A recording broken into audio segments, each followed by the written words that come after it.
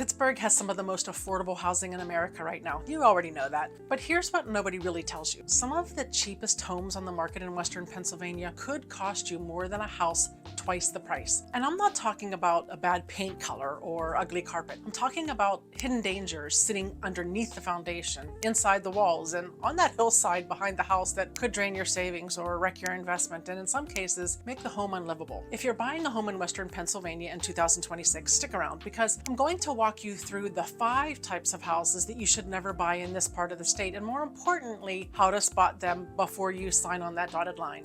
Hi, I'm Diane McConaghy, your local Pittsburgh Realtor and relocation guide, and I love this region. I was born and raised here. I've helped families buy, sell, and relocate in this market for years, and I genuinely believe that Pittsburgh and Western Pennsylvania offer one of the best quality of life in the country right now. But because I care about getting you into the right home, not just any home, I have to be honest about the things that trip people up. I have advised clients to walk away from deals because of issues like the ones that we're going to talk about today. Not every house is worth saving, even if the price looks good. This video is not meant to scare you away from buying here. It's all about the opposite. It's about helping you buy smart so that the home that you choose actually builds your wealth instead of eating it alive. If you're new to this channel, hit subscribe and ring that bell so that you don't miss any videos like this one that could literally change the way that you shop for a home. Let's get into it.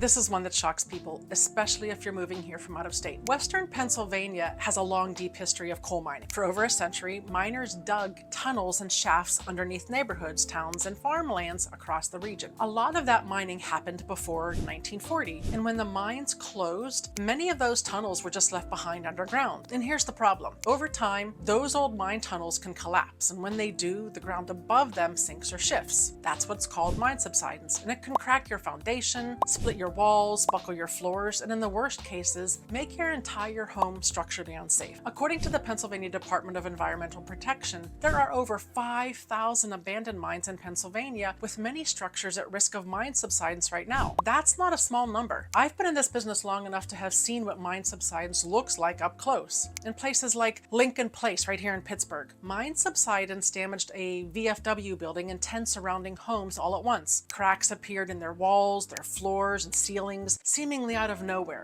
In Washington Township in Fayette County, families had their homes shift and crack so badly that one homeowner estimated $350,000 in damage. And here's the part that catches buyers off guard. Your standard homeowner's insurance does not cover mine subsidence. It's excluded. So if the ground underneath your house moves because of an old mine, you're on your own unless you have a separate mine subsidence insurance policy through the state. The good news? Pennsylvania's DEP offers mine subsidence insurance, and it's surprisingly affordable. According to the DEP, residential coverage of about $150,000 costs about $41 a year. But here's the thing, you have to know the risk exists in the first place to go looking for that coverage. So what should you do? Before you buy any home in Western Pennsylvania, go to PAMSI.org. That's the DEP's interactive mapping tool. You can type in any address and see whether that property sits over or near an abandoned mine. If the map shows your property is in a gray area or a gray zone, that means that it is over or near a known mined area and mine subsidence insurance is recommended. If it shows pink, that means that a mineable coal may exist underneath and it was possibly mined. That's not optional homework. This is step 1. A beautiful home at a beautiful price means nothing if the ground underneath below is hollow. If you're working with me, we check this out before you get emotionally attached to the house.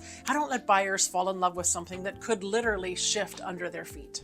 Now let's talk about one of the most signature features of Western Pennsylvania, our hills. This region is gorgeous. Rolling terrain, dramatic views, neighborhoods perched up on ridges overlooking the rivers, and the city skyline. Mount Washington alone is one of the most photographed views in the country. But those hills come with a cost that many buyers don't think about until it's too late. Landslides. Western Pennsylvania is not a flat suburbia. Our terrain is part of the charm, but it also requires a smarter level of due diligence. Pittsburgh and Allegheny County sit in one of the highest landslide risk zones in Pennsylvania. The soil here, particularly a type of clay claystone called red beds becomes extremely slippery when saturated with water. And as our region gets more rainfall due to shifting weather patterns, that risk is only growing. According to reporting from WESA and Public Source, the city has spent millions on landslide remediation projects. There was a major slide on William Street in Mount Washington that threatened homes and required a $10 million repair project. In Moon Township, really close to me, a hillside along Beaver Grade Road began sliding, and PennDOT had to drill down 140 feet and fill those holes with cement to stabilize the ground. 2 families actually had to be temporarily evacuated. And here's what really gets me. In many of these situations, homeowners insurance does not cover landslide damage either. The PA House recently passed legislation to establish a landslide and sinkhole insurance program, but as of now, many homeowners are left without a safety net when their hillside moves. Pittsburgh's zoning code actually includes a landslide-prone overlay zone and an undermined area overlay. These are official designations and tell you certain areas carry elevated risk. But unless you check those zoning maps or your agent flags it, you might never know that your dream home sits on one of these designated slopes. So here's my advice. If you are looking at a hillside property in Western Pennsylvania, get a geotechnical assessment, not just a standard home inspection. A geotechnical engineer can evaluate the soil conditions and slope stability before you buy. Ask your agent about the zoning overlays for any property that you're considering and look at the drainage around the home. Poor stormwater management on a hillside is one of the most common triggers of slides. Those views from the hilltop are incredible, but you want to make sure that the hilltop stays put.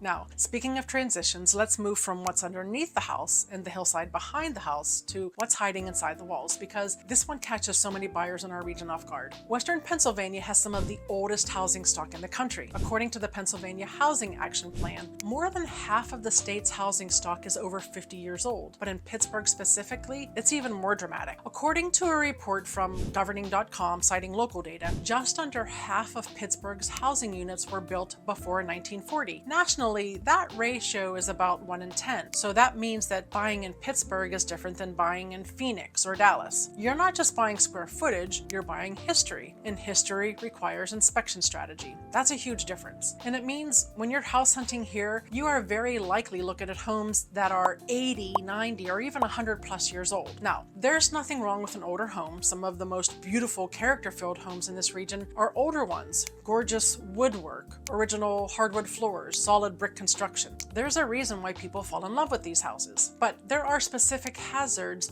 that come standard with homes of this era, and if they have not been addressed, they can turn your affordable dream home into a money pit. Let me walk you through the big ones. First, knob and tube wiring. This was the standard electrical system used in homes built between the 1880s and the 1940s. It was fine for its time, but it was designed for a world where households might run a few light bulbs and a radio. It was not built for modern appliances, air conditioners, space heaters, and everything else that we plug in today. Knob and tube wiring remains common in older homes across Pittsburgh, especially in neighborhoods like Beachview and Penn Hills, according to local housing analysis. The real danger is not always the original wiring itself, it is the modifications that have been made over decades, often by unlicensed handymen, creating what electricians called Frankenstein systems, where old and new wiring are spliced together in unsafe ways. And here's the kicker. Most insurance companies will not insure a home with active knob and tube wiring. So even if you're comfortable with the risk, your insurer may not be. A full rewire costs about $8,000 to $15,000 or more, depending on the size of the home. And this is exactly why I encourage buyers to bring in a licensed electrician or plumbers before they reply to an inspection report. In this market, surprises are expensive. Second, lead-based paint. According to the EPA, approximately 87% of homes built before 1940 contain some type of lead-based paint. Lead paint is not dangerous when it's intact and sealed, but when it chips, flakes, or gets disturbed during renovations, it becomes a serious health risk, especially for young children. So if you're buying a home pre-1940 and planning a renovation, you should get a EPA certified contractor who follows the renovation, repair, and painting rule. This is not optional, it's a federal requirement. Third, asbestos. Homes built from from the 1930s through the 70s commonly have asbestos in insulation, floor tiles, siding, and pipe wrapping. Like lead, it's manageable when undisturbed, but becomes hazardous when you start tearing things apart for remodeling. Professional removal or encapsulation is the safest route. Fourth, galvanized steel plumbing. Homes built from the 30s through the 70s often have galvanized water pipes, which have a 40 to 50 year lifespan. After that, they corrode from the inside out. You might not see the problem at a showing, but reduced water pressure and rusty water are telltale signs. None of these is a reason to walk away from every older home, but they are all reasons to go in with your eyes wide open and a realistic renovation budget. So if you're buying a pre-1940 home in our region, budget not just for the purchase price, but for the systems that may need updating. Your mortgage payment is only a part of the picture. So we've covered 3 major types of houses to avoid in Western Pennsylvania so far. Homes on abandoned mines, homes on unstable hillsides, and older homes with hidden hazards in the walls. And honestly, these are the ones that catch people off guard the most, especially relocators unfamiliar with the unique geology and housing history in this part of the country. But we're not done yet. The last 2 types of homes I'm going to cover might be the most important for your wallet. I'm going to show you the biggest financial trap that buyers fall into in this market, and then I'm going to close with the one type of home that looks like a great deal on paper, but could quietly drain your equity for years. Before we get there, if you are seriously thinking about making a move to the Pittsburgh area, my team and I put together the Ultimate Relocation Guide. It's designed to save you hours of research. It covers top employers, the best hospitals, neighborhood breakdowns, cost of living, and so much more. And the best part? It's 100% free. Just click the link in the description or the top pinned comment. Trust me, it's going to make your transition so much smoother. Now, let's keep going. Pittsburgh is a city built around 3 rivers, the Allegheny, Monongahela, and the Ohio River. That's all part of what makes this place so beautiful, but it's also what puts certain neighborhoods and communities at elevated flood risks. And here's the reality. Currently, Pennsylvania does not have a statewide mandate for sellers to disclose flood zone status unless specifically known. The PA House recently passed legislation, House Bill 1704, that would require flood zone disclosure during a sale, but it still has to make its way through the full legislative process. That means that right now in 2026, you could be looking at a home in a flood-prone area and the seller may not be required to tell you about it. I have had buyers find out about flood insurance requirements only after they were already emotionally committed to a property. That's not a position that you want to be in. You may not find out until you apply for your mortgage and the lender requires flood insurance, which adds a real cost to your monthly payment that you were not expecting. According to the Pittsburgh Union Progress, the region's 100-year floodplain includes sections of communities like Sharpsburg, Millville, McKees Rocks, Oakmont, Carnegie, and even parts of Pittsburgh's Strip District, Southside, and Lawrenceville neighborhoods. And climate researchers at Carnegie Mellon have found that the region is projected to see more extreme rainfall events in the coming decades, which means flood risk is not going down, it's going up. So what does this mean for you as a buyer? Always check FEMA's flood maps and Pennsylvania floodplain mapper at pafloodrisk.psu.edu before making a home decision. If a home is in a special flood hazard area, you have the government-backed mortgage, flood insurance is mandatory. That adds hundreds of dollars to your monthly housing costs, and this is why it's so important to work with someone who understands the different municipalities, elevations, and historical flood patterns in Western Pennsylvania. Flood risk here is not random. It's highly specific to the street, the slope, and even the direction that the home faces. Even if flood insurance is not required for your specific situation, if the home is anywhere near a waterway, creek, or low-lying area, it's worth investigating. Talk to your agent, talk to neighbors, and pay close attention during your visits. Do you see water stains in the basement, a sump pump that looks like it runs often, discoloration on the lower portions of the exterior walls? These are all clues. Buying a home near a river can be wonderful, but buying one that floods every time there's a heavy storm, that's financial and emotional burden that you don't want to carry. This is one that I've been wanting to talk about because it's where I see the most heartbreak in this market, and it ties everything that we've discussed together. Pittsburgh's affordability is real, but here is what that number does not tell you. The median listing price includes homes of all conditions, and around here, homes are older and can require more costly upgrades than in many other metro areas. As one analysis from governing.com put it, Pittsburgh's affordability numbers include properties that may need significant investment before they are truly move-in ready. That $130,000 house that looks like a steal on Zillow, it might need a $15,000 electrical rewire, a $10,000 roof replacement, $8,000 in plumbing updates, $5,000 $5,000 in foundation repair, and thousands more for lead-based paint remediation, window replacement, and insulation updates. All of a sudden, that $130,000 house is a $200,000 project, and you still have not touched the kitchen or the bathrooms. According to Berkshire Hathaway's market analysis, Pittsburgh operates as a two-speed market right now. Move-in-ready homes that are priced well in desirable neighborhoods still sell very quickly, often under 10 days. But homes requiring significant updates can sit on the market for 50 days or more, and nearly half of all listings in the Pittsburgh metro have had price reductions. According to Housing Wire data from the late 2025, 48% of Pittsburgh's housing inventory had price cuts during one tracked week. That tells you something. I work with a lot of investors in this market, and it's always interesting to watch the difference between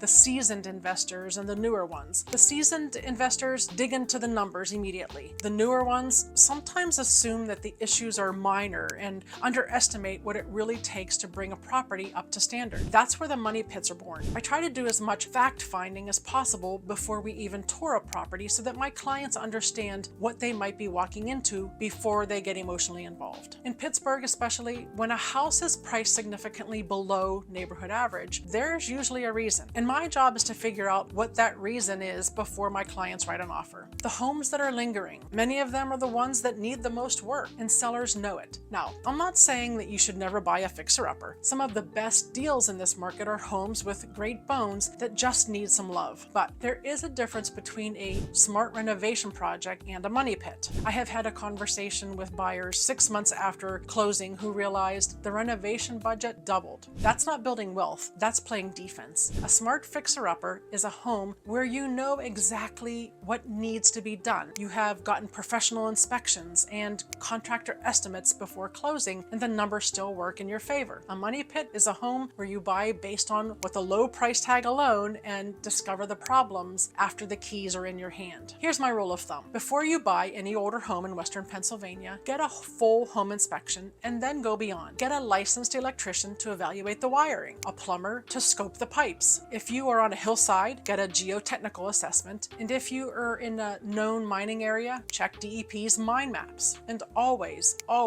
budget at least 10 to 15% of the home's purchase price for unexpected repairs in the first 2 years. Western Pennsylvania rewards smart buyers. The affordability here is real, but it only works in your favor if you approach it strategically. This is how you turn Pittsburgh's affordability into real wealth, not by buying the cheapest house that you can find, but by buying the smartest one. So let's bring it all together. If you're buying a home in Western Pennsylvania in 2026, here are the 5 types of houses that you need to avoid or approach with extreme caution. 1. Homes sitting on top of abandoned mines. Check the DEP's mine map at pamsi.org before you even schedule a showing, and make sure that you get mine subsidence insurance. 2. Homes built on steep, unstable hillsides. Ask about landslide prone zoning overlays and consider a geotechnical assessment before making an offer. 3. Pre-1940 homes with unaddressed hidden hazards like knob and tube wiring, lead paint, asbestos, and failing plumbing. Budget for inspections and upgrades beyond the purchase price. 4. Homes in flood zones without proper disclosure. Check FEMA flood maps and the Pennsylvania floodplain mapper, and always factor in cost of flood insurance. And 5. The cheap fixer-upper trap. Do not let a low price tag blind you of the true cost of ownership. Get thorough inspections, get contractor estimates, and make sure that the math works before you commit. Pittsburgh and Western Pennsylvania are incredible places to live. The affordability is real. The market is strong. The neighborhoods have personality and charm that you won't find anywhere else. But to truly benefit from everything this region offers, you have to buy smart. Western Pennsylvania is not a copy and paste market. Our geology, our housing stock, and our history make it unique. And when you understand those layers, that is when the real opportunity shows up. And now you know exactly what to look for. That is not about avoiding housing. It's about avoiding expensive mistakes. Whether you're a first-time buyer, a relocator, or an investor trying to get ahead of the market, having someone who understands the risks in Western Pennsylvania changes everything. If you're thinking about buying a home in Pittsburgh or anywhere in Western Pennsylvania and you want someone in your corner who knows the market inside and out, reach out to me directly. My contact information is right below this video. I would love to help you find the right home in the right neighborhood at the right price without the surprises. And if you haven't grabbed it yet, make sure that you download my free Pittsburgh relocation guide. It breaks down everything from neighborhoods to schools to cost of living, all the real numbers you need to make a smart decision. The link is in the description below. Now, when you're done here, go watch this video right here. 6 reasons you might not survive living in Pittsburgh, Pennsylvania. It's an honest look at the things things newcomers struggle with when they first get here, and it's going to help you prepare for the move-in ways that you did not expect. If this video helped you, give it a thumbs up, hit subscribe, and ring that bell so that you never miss what's coming next. I'll see you in the next one.